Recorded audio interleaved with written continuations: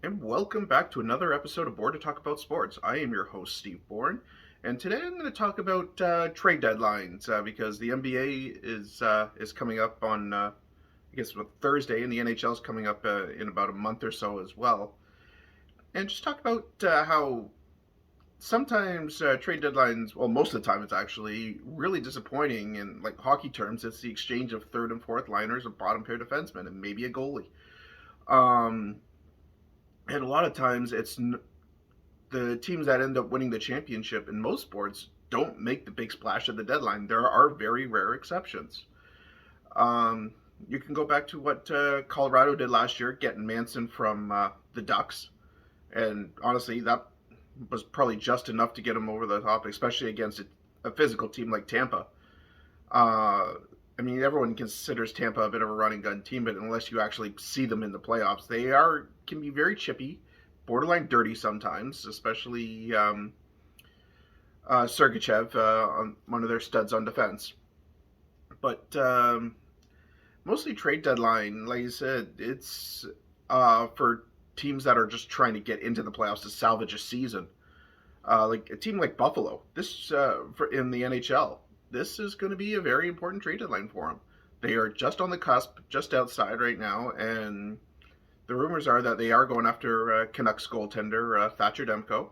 Because let's face it, right now Buffalo does not have the goaltending to probably get them in the playoffs or at least do anything in it. Because right now, if Buffalo gets in, more than likely they'd get Boston in the first round, and that'd be a quick 4-0. And then in the NBA, just as of yesterday, I'm recording this on Saturday, February the 4th. The big news: Kyrie Irving of the Brooklyn Nets, the diva himself, has demanded a trade and wants to go to Showtime with the Lakers. This trade rumor has been going around for almost a year now. It was going around last summer when it was a Westbrook for Kyrie deal with other pieces included, and now it looks like this actually may finally come to pass. Probably won't do anything for either team, but hey, that's one thing about the NBA that definitely has over the NHL, and is star power does not stay with your team for very long. I mean, the days of, I mean, like I say, Michael Jordan staying with the Bulls for so many years, or Hakeem Olajuwon staying with the Rockets. That's those days are almost done now. I mean, we have it rare with Steph Curry and staying with Golden State for so long, and Giannis Antetokounmpo staying with Milwaukee for so long. That's kind of rare. And then, at least going back to my hometown Toronto Raptors, the last couple of years have been very elevator-esque, considering the COVID year where they were basically the Tampa Raptors and got decimated with COVID. Only won, I think, like 20 odd games of 70, 20, 30 games of 70. Got Scotty Barnes in the draft, so that was their compensation for for having to play out of market. And then last year they made the playoffs. So, okay, which year was the fluke? Was it the 2020 2021 year or the 21 2022 year? And it shows that last year was the fluke year because this year they're not going to make the play in, and they're probably going to finish 12th, 11th or 12th, maybe even as low as 13th in the East. You've got Fred Van Vliet, who's got a player option for this summer. OG Ananobi, there's rumors that he wants out. And Raptors might maximize Gary Trent Jr.'s value and deal him. So the Raptors are definitely a team to keep an eye on. OG Ananobi is probably one of the top three defenders in the NBA right now, up there with blocks and steals. Uh, and unfortunately, the Raptors have a history of injuries. They've been one of the most injured teams in the league probably for the last 3 or 4 years. And that's going to hurt trade value for guys like OG Ananobi and especially Fred Van Vliet. When Van Vliet is healthy, he's probably definitely in the top half of the league in point guards. The problem is you're only in an 82 game season, you're only guaranteed to get maybe 50, 55 games out of him. And that will hurt his trade value because he's not reliable, unfortunately, either with illnesses, back, whatever. He's had kind of looks like the Mick Foley of of NBA point guards just injured completely all over. But like I said, going back to trade deadlines, the NHL one will be interesting this year because, like I said, the Vancouver Canucks are in full blow up mode. Be interesting if Montreal sells off any pieces. I've heard Anderson might be available. If I was Montreal, I'd hold on to him.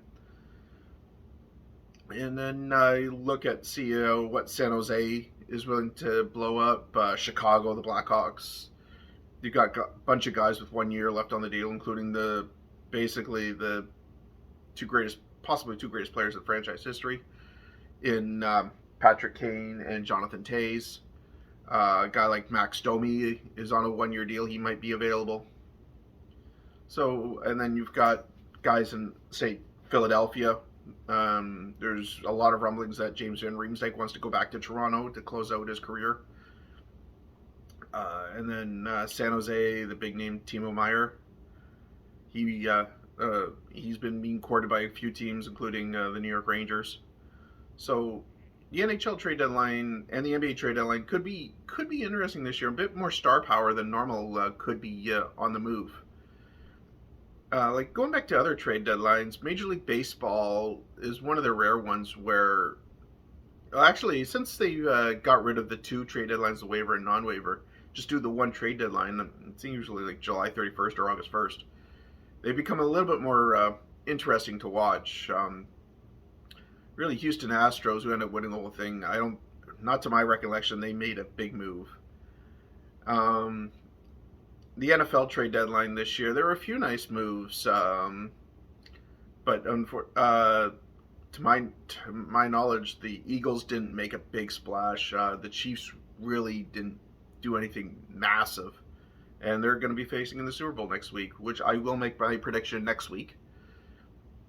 But if you go look the year before when the Rams won it, they made two huge splashes around the trade deadline. So I mean, it does work. When they picked up Von Miller from the Broncos and they picked up Odell Beckham Jr. From the Cleveland Browns. And then, like I say, if you go back even further, like if you're talking about teams that made a splash at the deadline to actually put them over the top, and I say it's rare. 2019 Toronto Raptors when they got Marc Gasol from the Memphis Grizzlies. That for Jonas Valanciunas and DeLon Wright and the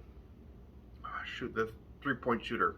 But when the Raptors, they knew they had a chance to go for the whole damn thing, and they got a veteran center. Because as much as I like Valanciunas, obviously he was not in the good books because he was just coming off a major injury, and he wasn't getting any fourth quarter minutes, wasn't getting any significant playing time, and I don't think they knew that they had to have a veteran center if they wanted to win it all. And Valanciunas he also didn't have the credibility from officials, because anytime in the fourth quarter you'd pick up a couple of fouls that, let's face it, most veteran centers would probably get away with.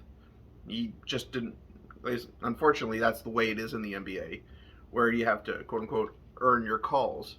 And Valanciunas was never going to do that in Toronto for whatever reason. So that's why the Raptors had to make that move when they did at the trade deadline. But normally, like I say, normally trade deadline it's teams trying to get over the hump into the playoffs, or a couple of teams fine-tuning to see if they can go a round or two. Usually the teams that have championship aspirations will make maybe a small move here or there, but nothing earth-shattering, and it's usually something within like the last 30 seconds of the trade deadline. Like right now, like Boston is the elite team in the NHL right now, the Bruins.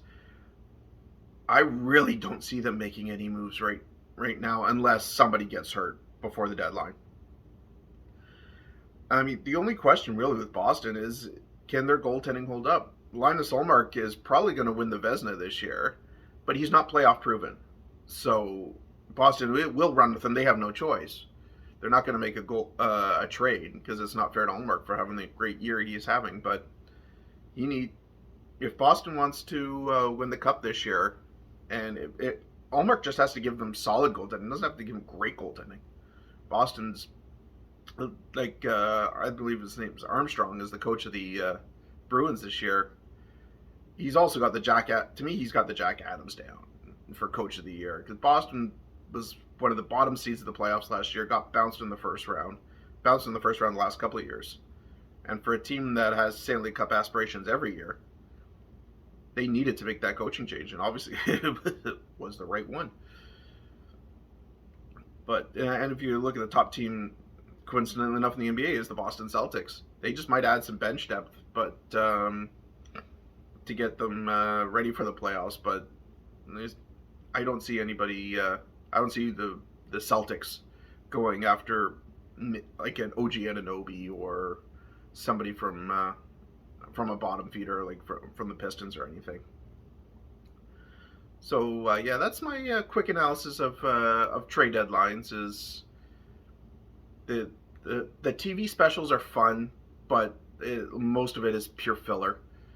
The and just this year's trade deadlines, especially I think more in the NHL than the NBA, will be one to keep an eye on. NBA, there's only a handful of teams that I think could have pieces that other teams want. But anyways, just keep an eye on it. Have fun with it. Don't think if your team didn't do anything at the trade deadline, you're not going to win a title, because 9 times out of 10, the team that wins a title doesn't make the big splash, or it's just a very small move. Yeah, so next week will be my Super Bowl preview show between the Eagles and the Kansas City Chiefs. And until then, stay safe, and wherever you are, try to keep warm.